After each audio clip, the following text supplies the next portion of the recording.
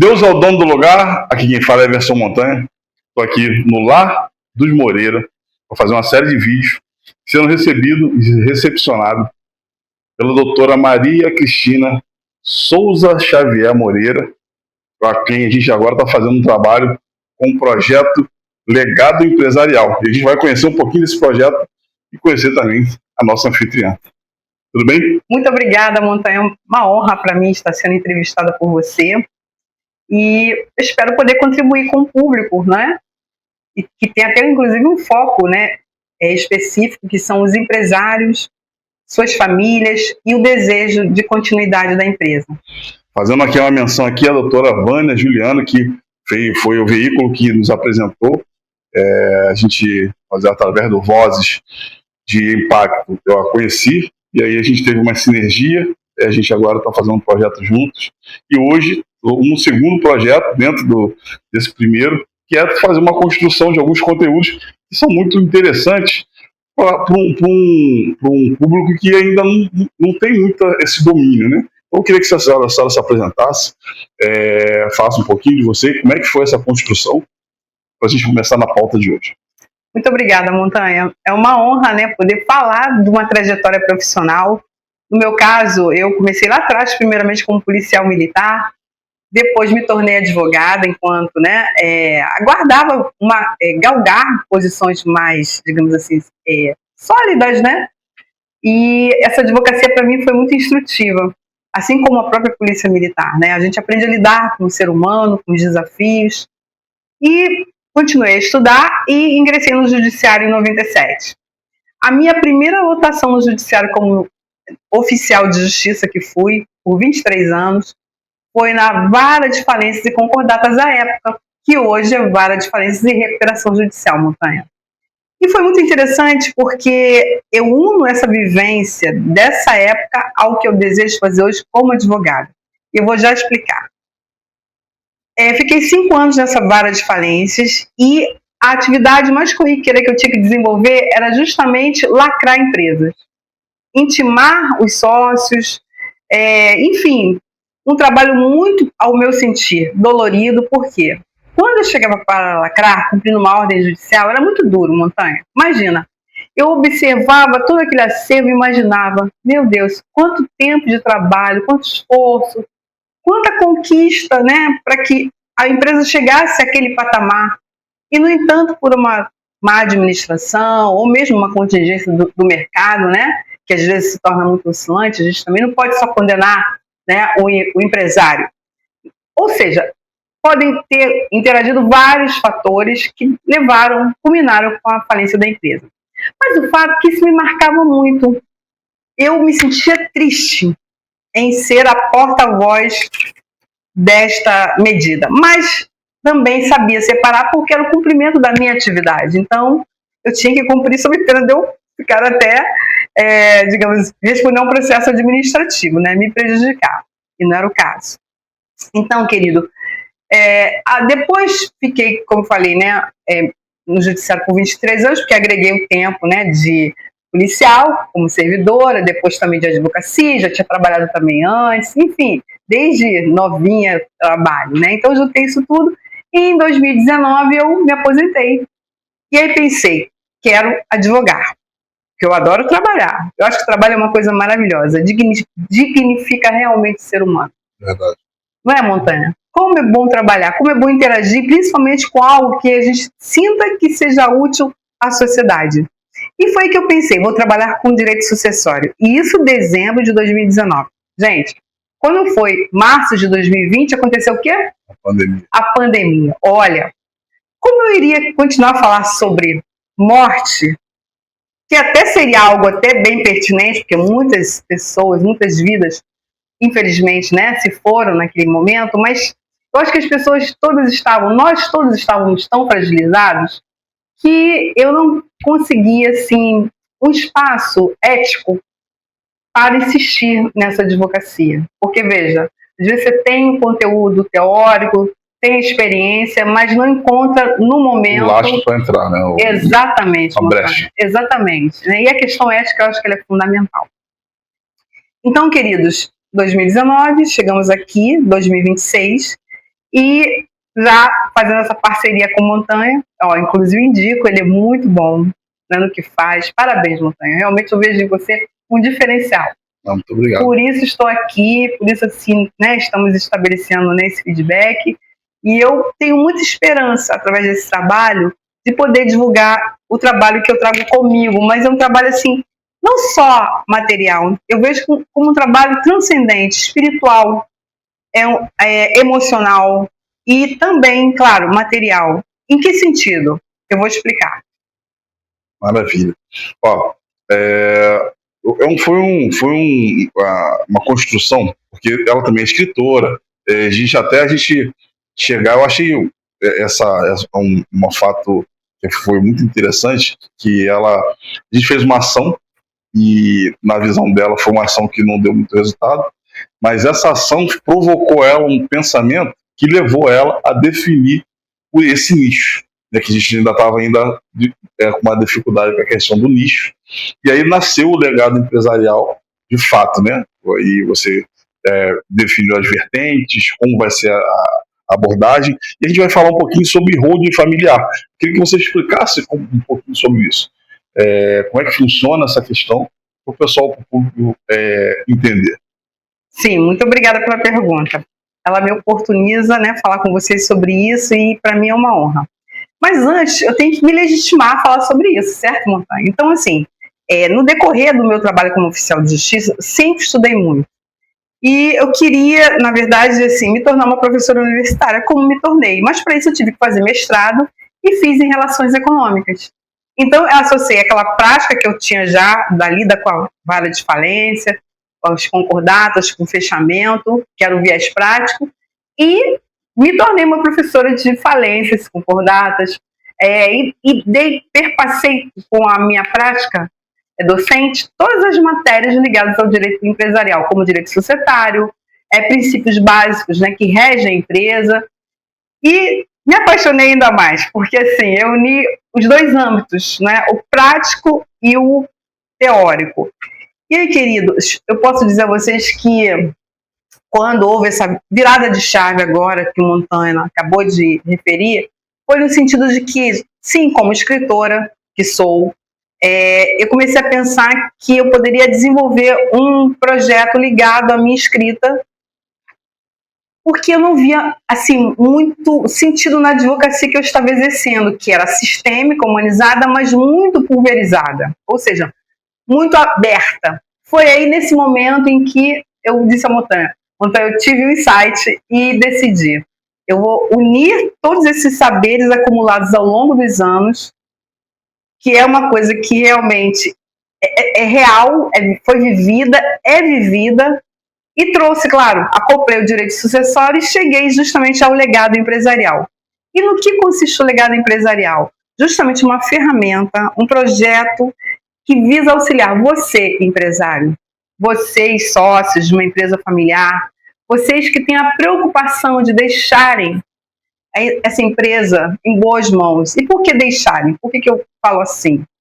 De repente você está cheio de saúde, está bem, não está preocupado com isso, mas o fato é que nós somos, enquanto humanos, seres perecíveis.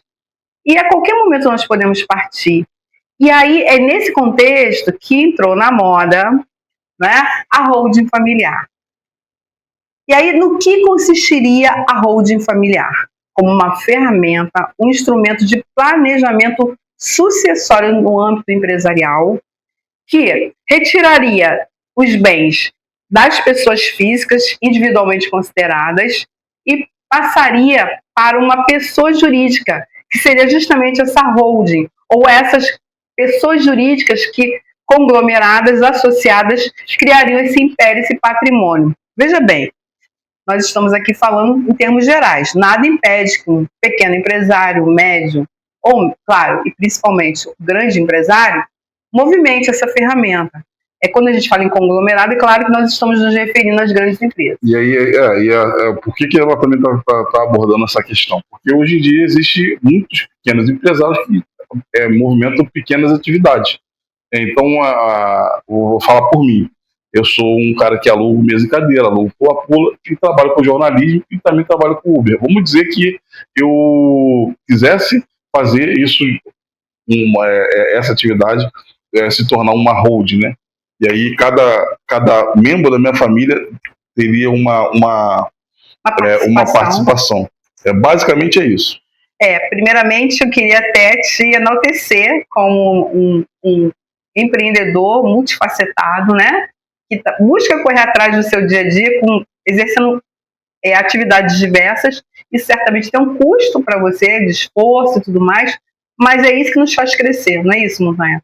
Então, Montanha está trazendo uma questão bem interessante, ou seja, e aí ele me possibilita explicar um detalhe muito importante que não pode passar desapercebido. Quando a gente fala na criação da hold, a gente já tinha antecipado que se trata de um mecanismo jurídico de criação de uma pessoa jurídica que vai nela concentrar todos os bens, ou então um grupo de empresas que se unem. Nesse caso, vejam, olha o interesse dessa questão. Ao invés dos sócios outrora serem proprietários do bem X ou Y, isso demandar até o inventário, no caso da morte deles, e vocês sabem das complicações e dos valores elevados que tem o inventário, e pior ainda, a demora, nós vamos falar em cotas. Cada membro vai se tornar um cotista. E, detalhe, como a pessoa jurídica não morre, a menos que ela vá à falência, então essa cota ela vai facilitar a vida do empreendedor ou dos empreendedores que se unam nesse projeto de, digamos assim, de criação dessa pessoa jurídica, que é uma base, digamos assim, uma base econômica que, se bem gerida, se bem administrada, isso é muito importante falar, e daqui a pouco a gente vai falar do lado negativo também. Isso que a minha próxima pergunta é até exatamente sobre isso. É uma solução inteligente ou é um problema disfarçado? Perfeita pergunta. Poderá sim ser uma solução inteligente se ela obedecer a 3 princípios. Primeiro, planejamento. E esse planejamento é feito como? Via contratual. O contrato tem que prever minuciosamente, digamos assim, todas as possibilidades que demandem, digamos, as responsabilidades desses cotistas, qual será o CEO, qual será o gestor, né, secundário, e os demais em relação às suas eventuais participações, se for o caso de haver conselho, né, de administração, enfim. Isso vai demandar, digamos assim, uma análise do tipo societário também, tá, Montanha? Por exemplo, se nós estivermos falando de uma sociedade anônima fechada, é um exemplo que normalmente guarnece a família, ou seja, eles não emitem ações para fora, fica só naquele âmbito familiar. Agora, se falarmos, por exemplo, uma sociedade limitada, isso pode variar. Então, vai depender muito do tipo societário escolhido também para guarnecer essa empresa. Mas vamos desenvolvendo aí as dúvidas, né, que vão surgir. E assim, fala um pouquinho. Pode falar? Sim, desculpa. Eu vou voltar. Eu queria saber das vantagens, né? Qual é as vantagens de você colocar os bens nessa hold? Então, primeiro aspecto, eu falei de 3 itens, né? Planejamento, transparência e obediência à lei, tá? Tem de ser algo muito transparente entre os herdeiros, porque a gente começou aqui a nossa conversa falando de um legado empresarial no âmbito familiar. Porque às vezes você quer resolver o problema jurídico, mas não resolve os problemas humanos, de relacionamento, por exemplo. E depois a gente vai ter um papo só sobre o nosso método, que envolve também o trato dos relacionamentos, que é o 3R. Mas aí, lá para frente, a gente fala sobre isso. Nesse momento, eu quero dizer que, olha, relacionamentos, né, através de uma comunicação clara, vai gerar um planejamento adequado via contratual, com transparência máxima entre todos os integrantes, sabendo cada um que lhe cabe efetivamente. Ou seja, eu sou aquele herdeiro menos capacitado, então eu tenho habilidade para outra coisa, mas não para o mundo empresarial. Então eu não vou atuar na gestão, eu não vou atuar no conselho, eu não vou atuar opinando, vamos dizer assim, de uma maneira clara. Agora, diferentemente, o meu irmão, ele já tem habilidade. Então, sem problema nenhum, sem ferir nenhuma suscetibilidade, porque o grande interesse é justamente que a empresa continue a sua atividade, que ela aumente a sua lucratividade e que ela seja uma empresa cujo contrato e as ações, as atuações de todos os seus participantes no caso os sócios, ou acionistas, ou mesmo até aquele CEO que trabalhe, né, seja um empresário individual e que queira fazer essa transmissão, nada impede, é que trabalhe com regramento legal na marca. Ou seja, gente, por que eu falo isso? Aí vem o lado negativo. Você ia me perguntar sobre isso? Sim. O lado negativo é que muitas vezes há uma ilusão de que a holding é uma mágica que se faz para, por exemplo, burlar o interesse digamos assim, do herdeiro necessário. Do herdeiro vulnerável, do herdeiro sem voz, da criança. Ou mesmo um mecanismo para, sabe o quê? Você já deve estar adivinhando. Diminuir o pagamento de tributos, ou seja, elisão fiscal. A gente agora está falando de direito tributário. É legal falar em elisão fiscal? Sim. Diminuição no pagamento de tributos, desde que você faça isso de acordo com a lei.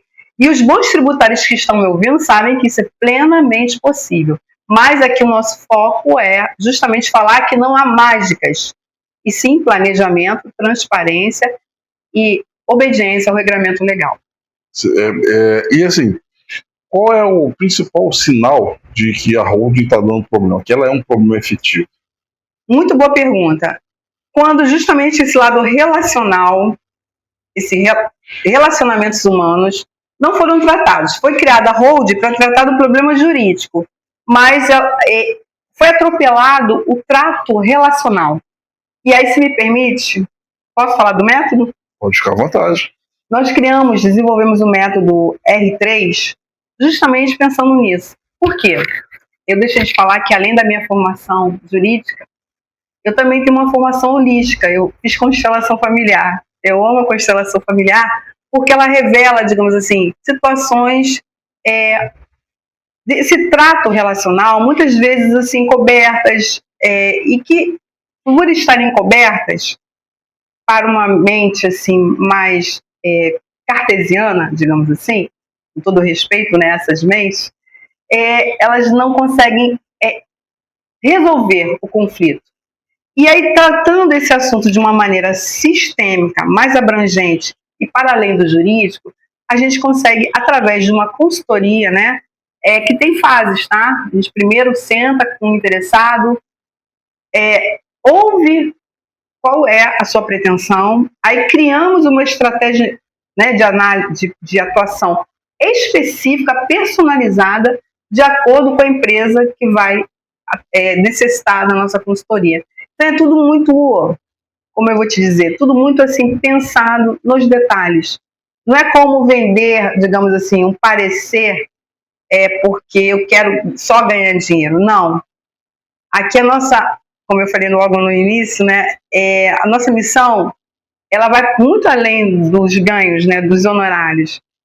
Eu vejo como uma missão, primeiro, de conservar a família em paz, em união, e, ao mesmo tempo, principalmente, né, através desse viés de união familiar, conservar o patrimônio, o esforço, que todos, de alguma maneira, contribuíram, de modo que essa empresa seja saudável e continue por gerações e gerações, sabe?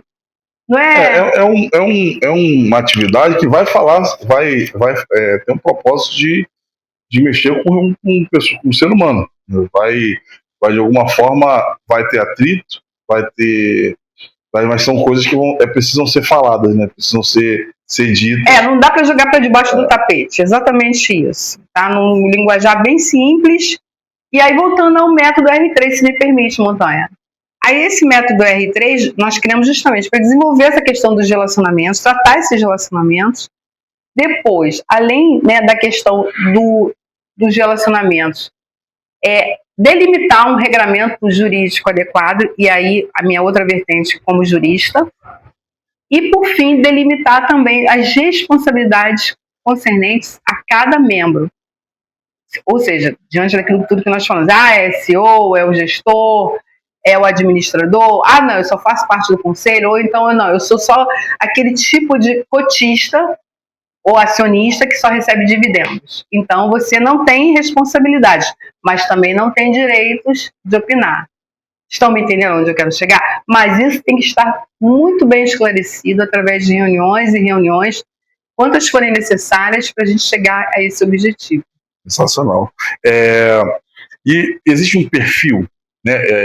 Como é que você identifica? Os perfis são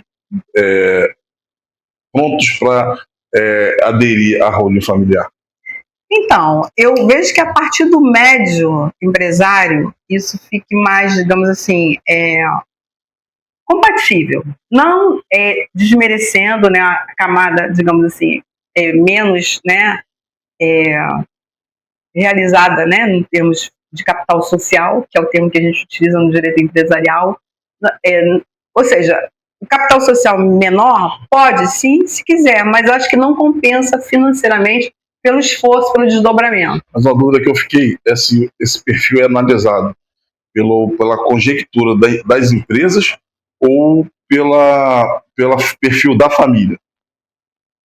Você conjuga ambos.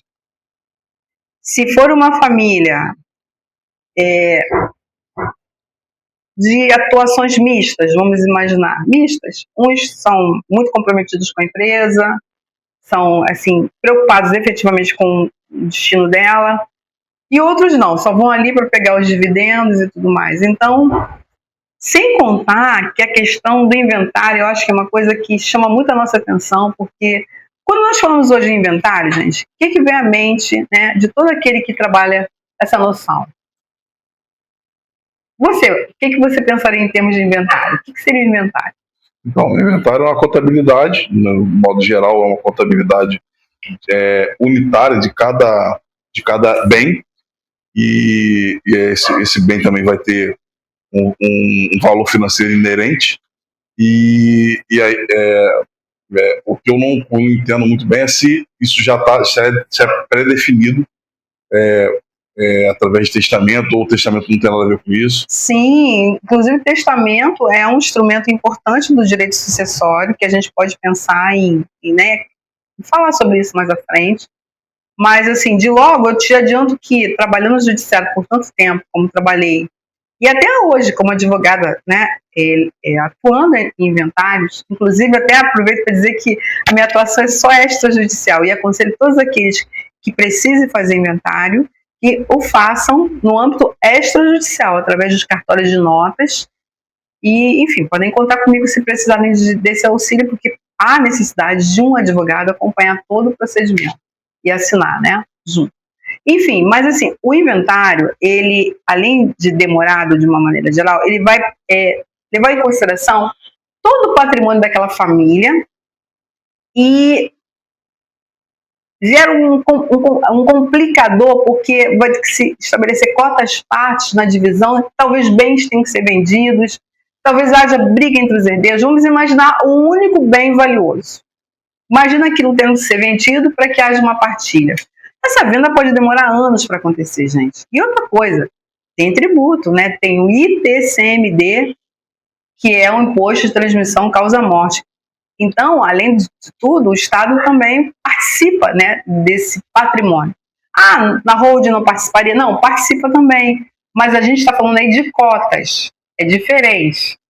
Quando a gente fala em cotas, é diferente. O mecanismo é diferenciado. É muito mais simples, muito mais já, por exemplo, vamos imaginar que haja uma empresa, uma sociedade limitada em que eu, você e mais dois irmãos nossos sejam sócios cotistas da mesma família. Aí um deles vai e nós ficamos, nós três. Como é que a gente faz essa divisão de capital? A cota dele, que corresponderia a 25%, é distribuída entre nós. Então cada um de nós vai ficar com 30 e poucos, 37,5%, entende? Sim. Então, na que se fala inventário, não existe inventário. Ah, mas houve transferência de capital. Sim, a gente pode falar na incidência de outros tributos, mas não necessariamente. E outra coisa, a fluidez desse processo é indiscutível. A minha dúvida agora, já que a gente montou a holding familiar, estamos aí inseridos no processo do projeto legado empresarial, porém, um dos sócios faleceu. Sim. Qual é o proceder? Já estamos falando de uma holding criada. Já criada. Sim, nesse caso foi o que eu acabei de falar agora. Só há a transferência da cota para os demais herdeiros. Aí vai dividir irmãmente. Sim, todos. E isso também é previsto. Tem isso que já estar. é previsto. Foi o que eu falei. Ah, maravilha. Não é? Quando a gente fala no R3, que é a aplicação do nosso método, relações claras e respeitadas. Além disso, regras jurídicas postas e esclarecidas. E o terceiro R, que são as responsabilidades delimitadas, demarcadas. Isso tudo, gente, pela via contratual. Veja, eu não estou advogando necessariamente a criação de uma holding. Meu trabalho não é esse. Meu trabalho é assessorar você em relação ao legado empresarial. Ou seja, você quer quer que a sua empresa ela tenha uma vida longa, que ela alcance gerações e gerações e gerações após a sua. Mas você está com dificuldade de saber quem e como, né, vai dar sequência. A holding é dos caminhos, mas nada impede que nós façamos, né, que criemos outras possibilidades via contrato, de maneira amarrada, né, e na risca, de acordo com o regramento jurídico, certo? Só para meio que endossar essa tua fala, eu trabalho numa empresa chamada Sendas, né? Do famoso Arthur Sendas, que veio a falecer por uma tragédia. Eu trabalhei nela em dois períodos, quando ela era gerida exatamente pelo Arthur Sendas, e depois que ela foi gerida através de uma fusão com o Pão de Açúcar. Após o falecimento dele, a marca se extinguiu. Se extinguiu mesmo, ela não tem mais nenhum tipo de atuação, nem papel, nem hoje nos extras, no supermercado extra que compraram a marca. E aí, o que eu entendo por isso? Que os filhos começaram a administrar. Eu acredito, isso é uma suposição depois que comecei a entender um pouquinho, trabalhar muito com você nessa linha, que ele poderia ter um legado que seria construído após a morte, que não foi trabalhado. Não foi exatamente isso. Diferentemente, por exemplo, agora com a morte do Silvio Santos. É um legado que, né, está continuando. Agora, detalhe, essa questão da continuidade empresarial, ela é muito delicada. Porque, por exemplo, será que aqueles que vão permanecer na continuidade da empresa vão respeitar os mesmos princípios éticos do fundador, daquele que esteve à frente? Então, gente, num contrato cabe tudo. Cabe, inclusive, né, uma cláusula que diga que a empresa, né, os sucessores terão que respeitar os princípios éticos daquele fundador, daquela pessoa que originou todo esse processo econômico, né, financeiro, que beneficia toda a família. Sensacional. Primeiro eu quero agradecer. Muito obrigada. Nesse primeiro bloco a gente vai ter alguns episódios falando sobre isso, porque é um assunto um pouco extenso, para não cansá-los. A gente vai dar uma pausa. Eu queria que você falasse a sua rede social, como é que faz para te encontrar, as pessoas que por acaso se interessam nessa primeira fase desse bloco possam conversar com você. Obrigada, Montanha. Sim, eu tenho um canal no YouTube que chama-se Consciência Jurídica. Lá eu compartilho sempre conhecimentos, né, ligados ao tema, além de outros. Se puderem me seguir, eu agradecerei. Aliás, se inscreverem, né, que no YouTube a fala é diferente. No Instagram, acabamos de criar, né, o Legado Empresarial. Nós tínhamos um outro Instagram que era o Direito com Afeto, que é a maneira como eu gosto de me relacionar, com muito afeto, muito cuidado no que tange as relações humanas. Mas agora é Legado Empresarial, porque nós viramos a chave e estamos com amplitude de atuação. E no próximo bloco eu queria só deixar aqui já um gostinho de quero mais para o nosso público, para os nossos ouvintes queridos, que é falar sobre a questão dos vulneráveis, né, nesse processo de sucessão empresarial. Sensacional. Inscreve no canal, dá aquele like, né, e você pode utilizar o espaço para comentário, para fazer seu comentário, para fazer sua pergunta, e a gente vai direcionar para nossa anfitriã nessa noite, doutora Maria Cristina Souza Xavier Moreira. Beijo do pesadão, acabou o esculacho, Deus é o dono do lugar. Obrigada, queridos, foi uma honra falar com vocês.